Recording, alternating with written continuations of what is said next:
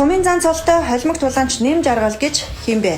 Холимог тулаанч Түмэн нэмэрлийн нэм жаргал нь 1998 оны 3 дугаар сарын 22-ны өдөр Баянгор аймгийн Баянбулаг суманд мэндэлжээ. Тэрээр холимог тулааны дэлхийн хамгийн том холбоо болох UFC-д тулдаж байгаа Монголын 2 дахь тулаанч юм. Нэм жаргал нь жудо бүхийн хар бүстэй, мөн үндэсний бүхийн сумын зан цолтой. 170 см өндөр, 57 кг жинтэй, өдгөө 27 настай. Түүний хувьд тулааны спортоор 2017 оноос буюу 19 настайгаас хичээлдэж эхэлжээ.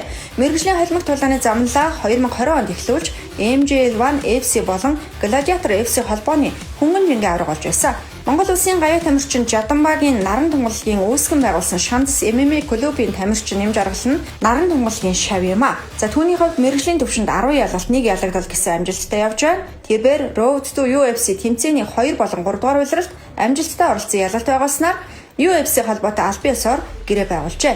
Гэрээгээ байгуулсны дараа 2024 оны 11-р сард UFC-гийн анхны тулааны хийж байсан юм. Нэм жаргал нь 2026 оны 3 дугаар сарын 8-ны өдөр Лас Вегас хотод болсон UFC 326 тэмцээнд тулалдаж мэргэжлийн замналынхаа 10 дахь ялалтаа амжилттай байгууллаа. За тус тулааныг Лас Вегас хотын T-Mobile цэнгэлтэд нийт 19480 үзэг цуглаж үзэж сонирхсан байна. Тулааны дараа тэрээр ярихдаа хүүхэд насны минь мөрөөдөл биелсэнд баяртай байна. Миний мөрөөдөл холимог тулааны дэлхийн хамгийн том дивжээ болох UFC-д тулдах байсан. Би өрсөлдөгчөө урагшаа явж тулалдаж цохилцох байх гэж бодсон ч барилдах төлөвлөгөөтэй гарч иржээ. Би үүн ч дасч өөрийнхөө барилдааны чадварыг гаргаж өрсөлдөгчөө яллаа. Би бол Чингис хааны үр сад Чингийнхний өмнө сөхрүүлнэ гэжээ. Ингэснээр нэм жаргал UFC холбоонд аль биесны 3 тулаан хийснээс хоёрт нь ялалт байгууллаа.